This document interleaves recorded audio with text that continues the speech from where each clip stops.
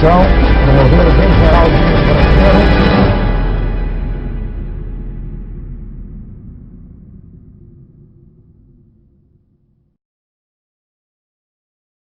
Olá, meus amigos do primeiro ano, vamos então agora para o nosso último capítulo da apostila, capítulo 24, um capítulo bem tranquilo. Vamos falar um pouquinho sobre a mineração no Brasil, vamos falar sobre a sociedade do ouro. Então, vamos entender melhor a respeito, deste tema importantíssimo da história brasileira. Primeiro, vamos deixar claro que a mineração representou uma importante atividade econômica, tá bom? Eu diria até que, como alguns historiadores gostam de anunciar, um ciclo econômico importantíssimo na história brasileira, até porque ocorre aí no século XVIII.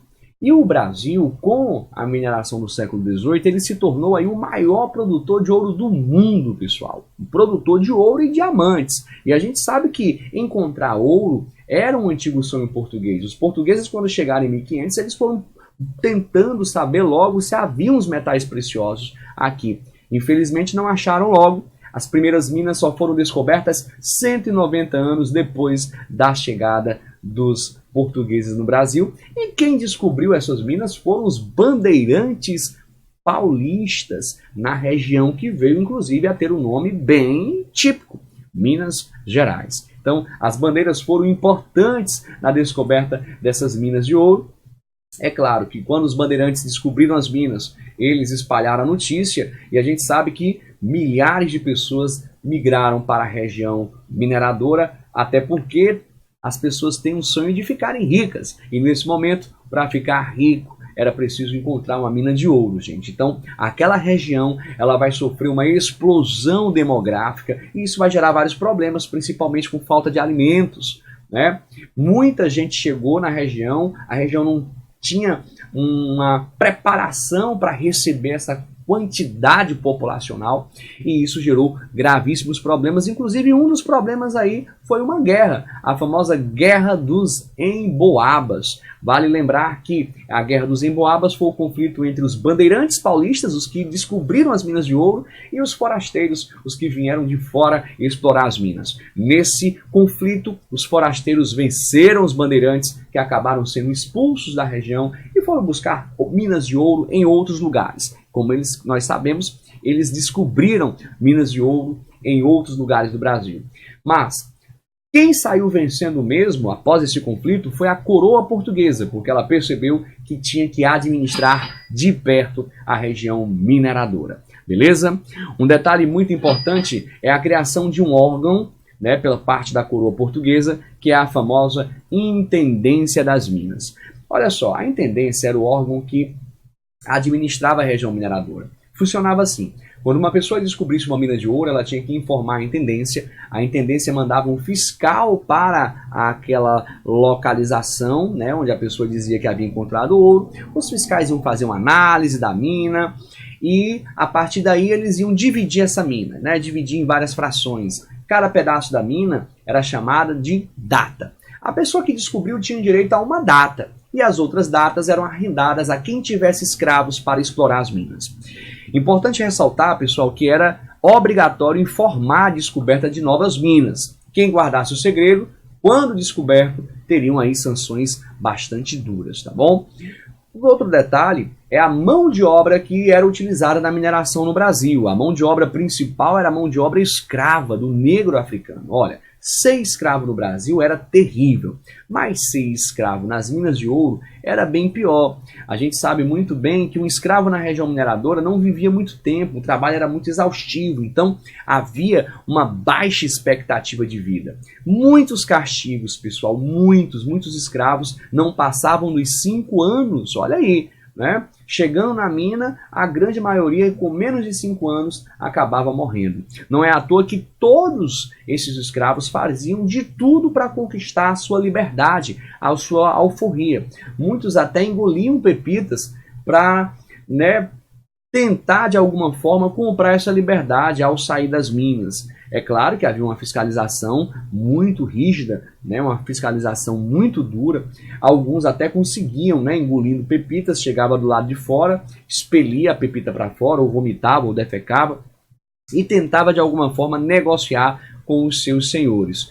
Outros escravos não tinham nem essa opção, porque eles eram obrigados a engolir a mando dos próprios mineradores, seus donos, que tentavam burlar a fiscalização, gente, das minas, tá bom? A gente sabe muito bem que praticamente o rei de Portugal, ele ganhava dinheiro através da cobrança dos impostos, ou seja, como era o lucro do rei de Portugal com relação à mineração?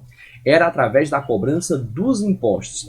E temos aqui 3 impostos que são extremamente importantes. O primeiro deles é o famoso quinto, que era a cobrança de 20% de todo o ouro encontrado, ou seja, de tudo que o minerador ele extraísse naquele momento, 20% era do rei. Um outro imposto era a finta, que era a cobrança feita, pessoal, por cidade mineradora. Cada cidade tinha que pagar 100 arrobas por ano, que dá mais ou menos 1,5 tonelada de ouro, gente. Muitas cidades não conseguiam, inclusive, pagar essa quantidade toda de ouro, tá certo? E aí foi criado um outro imposto ainda mais violento, que é a derrama, que era a cobrança das fintas atrasadas, ou seja, dos impostos atrasados, que era feito, inclusive, com muita violência.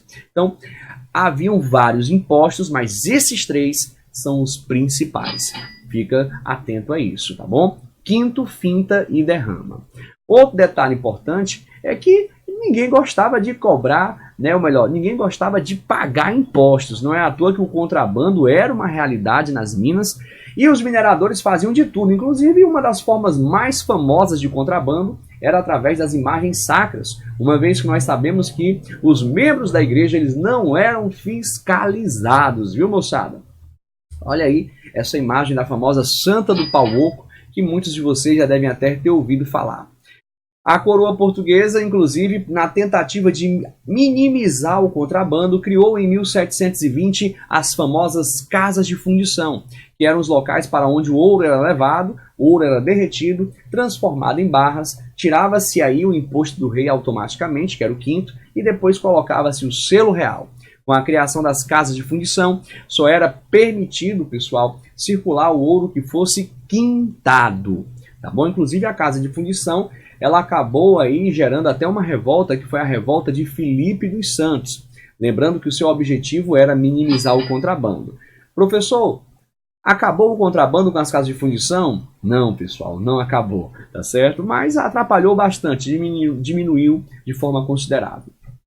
Bom, outro aspecto importante é com relação à sociedade mineradora, uma sociedade bem dividida, uma sociedade que também vai ter a presença aí da classe média, pessoal. Olha que bacana! A sociedade mineradora é uma sociedade bem diferente da sociedade açucareira.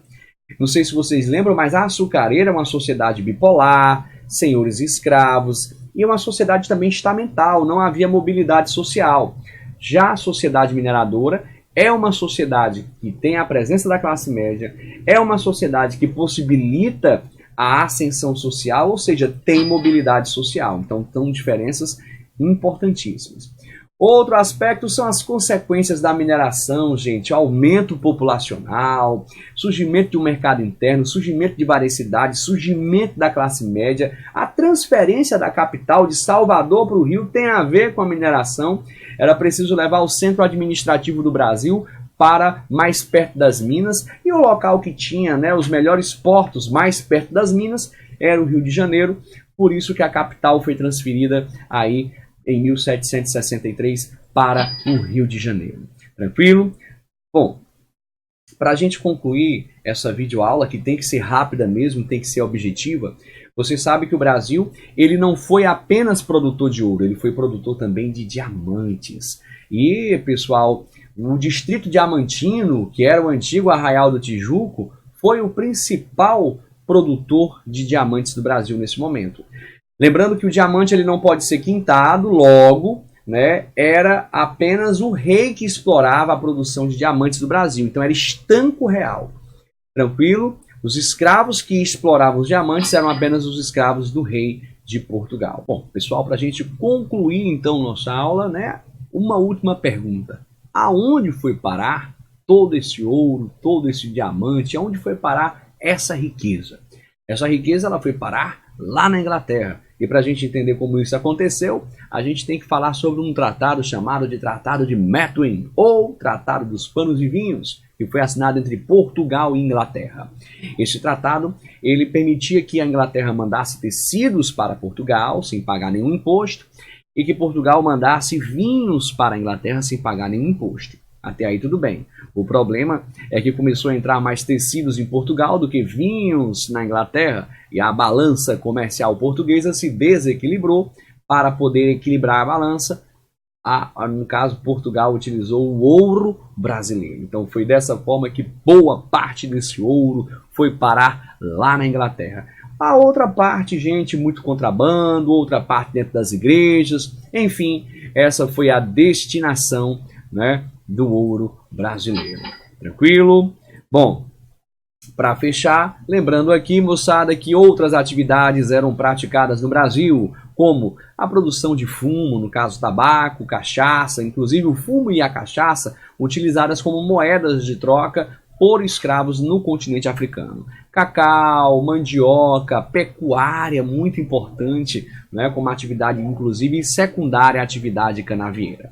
Beleza? Então, esse é o nosso capítulo 24. Qualquer coisa, volta o vídeo, pessoal, volta o vídeo, escuta novamente, tá certo? Com essas videoaulas, vocês podem aí responder as questões do TD de revisão, que tá, né, realmente bem direcionado para isso, beleza? Até a sala de aula para a nossa revisão final e o preparatório para a prova bimestral. Beleza? Valeu, galera. Tchau, tchau.